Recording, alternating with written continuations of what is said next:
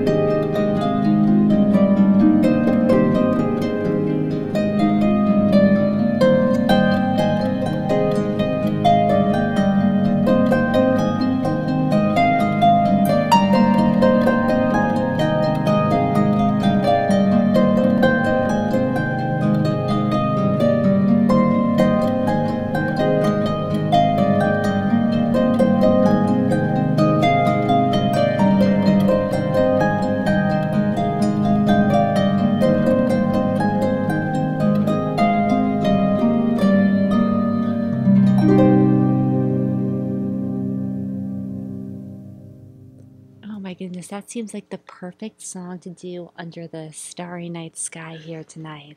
I love the tone of these harps. It's so beautiful. It's been fun to rehearse on them and find out what some of these songs sound like on these harps because they're so unique compared to any of our other harps that we have. Yes, these are our very first Celtic harps that we've ever had, so they're very special to us. So special, and I think you guys are going to love the rest of the song selections we picked for you tonight. And I think one of the things I love the most about these harps, not besides their beauty and their tone and everything, is I love the fact that they're kind of lighter tension than, say, our concert grand harps. So we're used to kind of, with the classical training, having to really kind of pull hard. But on these, we just can let our fingers flutter about the strings. It really, they have a very, when you're playing it, I feel so comfortable. I guess it's the only word. It's a very a comfortable feeling playing them. Which is interesting because often when you start playing a new instrument, it feels really foreign. But these feel like they just fit very naturally here. So, all right, up next, this is a song that we have more recently begun to do with vocals, but we wanted to play just an acoustic instrumental version for you tonight. This is House of the Rising Sun.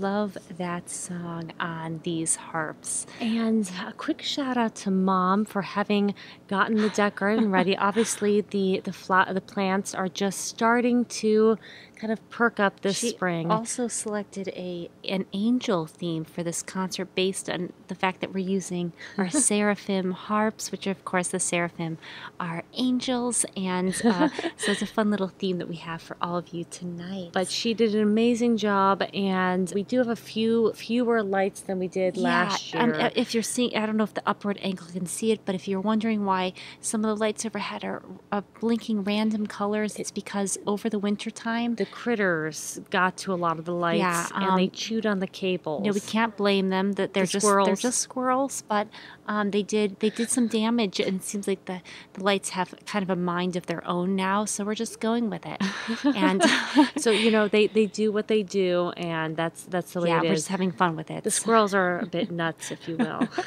Oh, wow. Nice one, Camille. Thank you. So up next, we have another instrumental for you. This is called Rihanna, and it's by Fleetwood Mac. We hope you enjoy.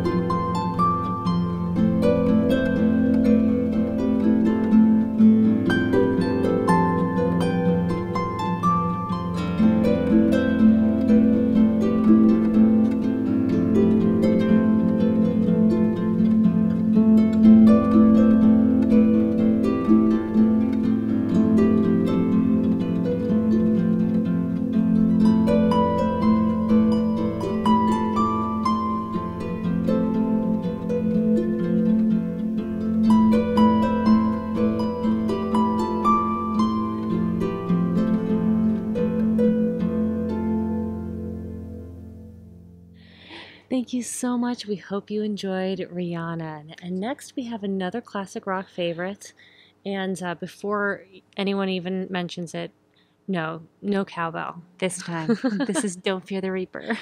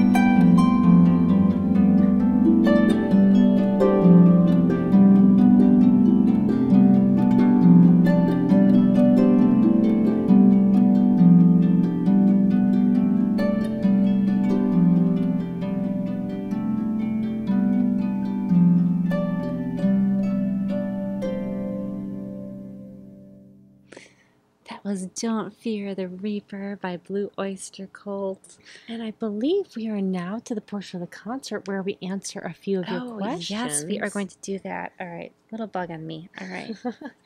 That's what happens when you have outdoor concerts. For sure. All right. First question up we have from Scott.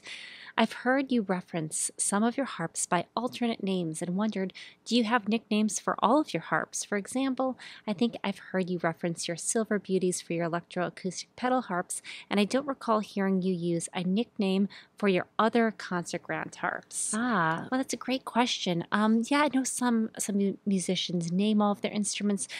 We named our first two instruments, but we've never officially named any subsequent and instruments. I guess we don't really have official nicknames for, I guess, most of our harps. We kind of just say, what they hey, are, the like, silver electrics or the black electrics, that or sort the of thing. acoustic concert grands or something like that. The Blevins Seraphim, Harpton Seraphim harps or something. So Yeah. just whatever I guess is the closest to the description of those harps. Yes, So, but but that's a great question. So Yeah, I so- guess we kind of not super duper nicknames for all the harps. the ones you're but- mentioned are kind of, I guess, unofficial, just what we've occasionally referred to them, online or whatever. But For sure. Yeah. Mhm. Great question. All right.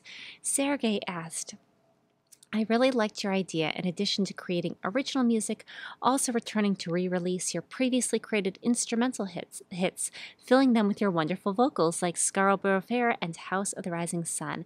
I also noticed that the melodies for these versions, although very similar, are different from each other. Did you specially create new arrangements for these vocal versions, or was it the result of the fact that during your enchanted singing, you interacted more emotionally and energetically with your fingers and magic harps? What is more difficult for you, to initially create a vocal musical composition or to add your singing to the instrumental arrangement you've already created? Are you planning more? After all, you can't imagine how wonderful it would be if you decided to re-release My Heart Will Go On as well as Nightwish Nemo. Okay, so a couple parts of this question. So yes, we've gone back and taken instrumental arrangements like Scarborough Fair and House of the Rising Sun and added vocals. Yes, and in fact, some of the songs that we are playing in this concert are ones that, for most of the time in our live concerts, we sing for those. So I guess for the rearrangements, we do at least do some rearranging of the harps. Sometimes it's very little, sometimes it's more, depending on what we're doing vocally. Maybe how old the arrangement is, if we decide that we now have a different vision for the song. And so I don't know if there's one way that's more difficult than the other. Yeah. Each way has its unique challenges. We do like to change things up. We have quite a few songs that we now do different versions of live, like the Vikings theme. Yes, we now sing a lot more when we do our live version, and we re-release that with more vocals and with drums. So I don't know if we'll be doing more in the future. I guess. Maybe. Yeah, maybe. You never know. We'll see. We see what the future holds. I'm sure it's possible that we will update things and re-release them in the future. Depending on where we're going creatively. So That's right. Great question. Thank you. All right, and Sherry said, I've seen you performing at all kinds of events, like Celtic festivals, Renaissance festivals, etc. What is your favorite type of event to play at live? Well, that's a good question. I guess different events have different kind of benefits, like kind of things that work really well for them and things that might not. For instance, for outdoor events, we love being out in nature and in these beautiful settings and parks, but often we are at the mercy of nature, and sometimes there is rain that cancels the festival, or floods, or Yeah, we've had all of the above. So, and as far as the type of event, we really love all kinds of events. They bring different audiences, different experiences, and so I don't know if we could give a favorite. We've played at all kinds of things, from metal festivals to anime cons, and we love them all. Yes. So those are great questions. Please keep submitting them, and we'll keep answering them. And so we couldn't complete the harp portion of this very first concert on our Harp Twin Seraphim harps without playing the very first song that we arranged for these harps, which is, of course, Who Wants to Live Forever by Queen.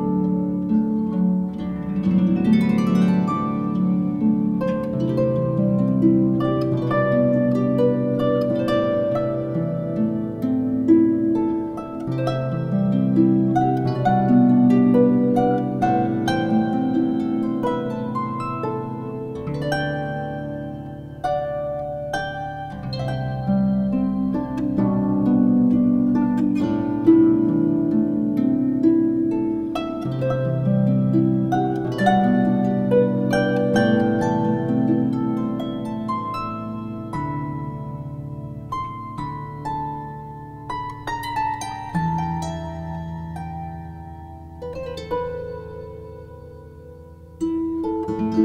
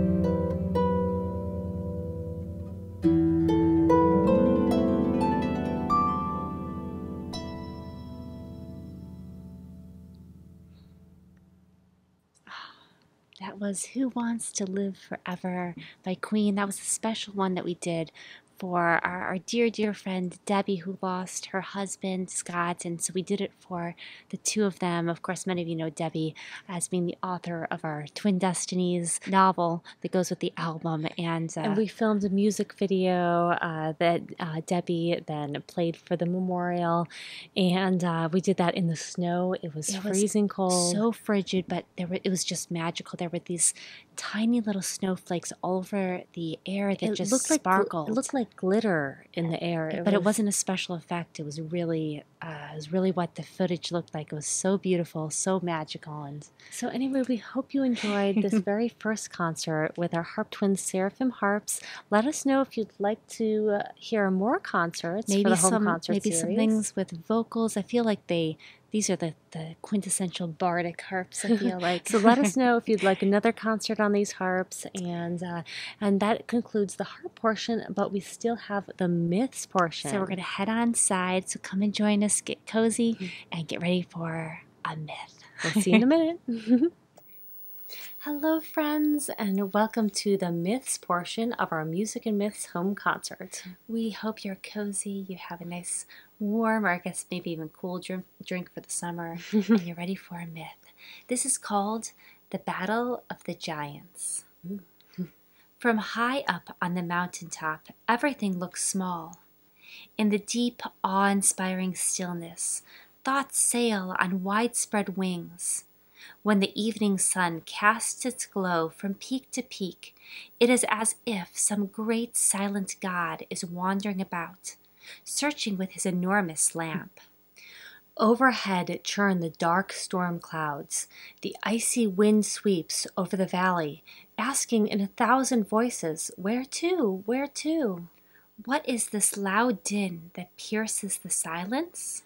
The sky turns black. Millions of raindrops splatter and hiss, as if all of the heavens have opened at once. Crackling lightning streaks from cloud to cloud, echoing wildly between the mountains. From the darkness, a voice is heard. I am the master of Jotunheimen. 2 giants emerge from the mists in a furious struggle across the jagged mountaintops. The mountains tremble, rock slides thunder, pools of blood remain like wild mountain lakes, black and deep. More rain falls from the sky in a cascading stream. Thunder booms like planets colliding, and the lightning crashes, flash after flash. Now Thor is throwing his hammer at Jotunheimen. Run for cover! Run for cover! The reindeer come charging in disarray. How the stones fly from their hooves. Clip clop, clip clop. Run for cover! The sky turns as dark as a grave. Among the mountains, the furious giants rumble about until Thor's hammer sends them into the shadows. A soft, gentle rain begins to fall. Tinkling voices murmur from crevices and hollows, telling all who will listen of the noisy events. In the silent dark, they merge in a humming chorus. Rustling yellow leaves fall from the tree of life. Far, far away, over the wide valley, a deep growling voice is still to be heard. I am the master of Jotunheimen. Alone I will be. Do not disturb my peace. Well, good night. Sleep tight. Don't let the trolls bite. That's a good one. It was very poetic. I feel like it was like a story in like a very poetic way. I love how in the old tales, all of these kind of natural events become they have lives of their Mystical own. creatures. Yeah, these giants, these trolls battling in the mountains. I think when people live or lived in more isolation, these long dark months, and the mountains would become trolls, and the thunder would be Thor, and it's very dramatic. Yeah, I like it.